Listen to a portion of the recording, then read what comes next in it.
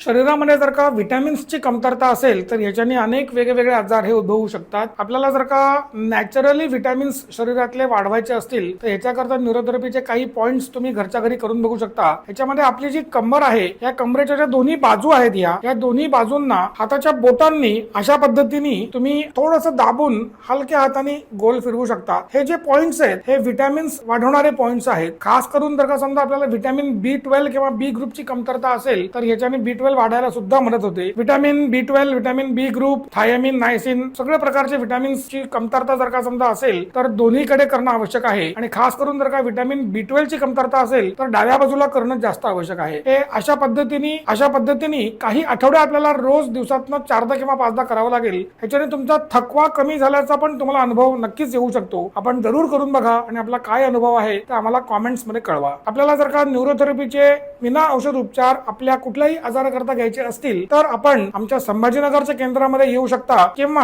आपण आमच्या पुण्याच्या शिबिरामध्ये येऊन उपचार घेऊ शकता. नोव्हेंबर महिन्यातलं पुण्याचं उपचार शिबिर हे फुल झालेलं आहे. डिसेंबर महिन्यामध्ये पहिल्या आठवड्यामध्ये हे उपचार शिबिर होणार आहे आणि आपल्याला या शिबिरासाठी जर का नोंदणी करायची असेल तर या व्हिडिओच्या डिस्क्रिप्शन मध्ये जे कॉन्टॅक्ट नंबर्स दिलेले आहेत त्याच्यावरती संपर्क करून आपण नोंदणी करू शकता.